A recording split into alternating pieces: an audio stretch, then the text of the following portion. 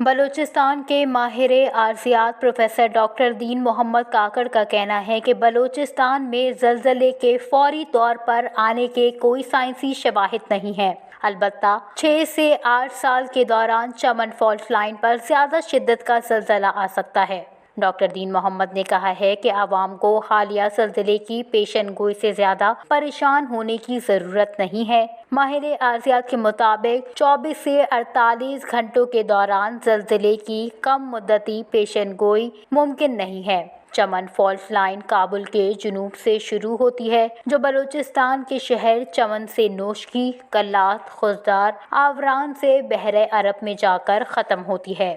دوسری جانب بلوچستان میں زلزلے سے متعلق افواہوں پر D G P D M A Jahanzeb Khan نے بھی اپنا پیغام جاری کر دیا۔ ان کا کہنا تھا کہ عوام کو پریشان ہونے کی ضرورت نہیں۔ حکومتی ہدایت کے مطابق پی ڈی ایم اے ہر قسم کی صورتحال سے نپٹنے کے لیے ہمہ وقت تیار ہے۔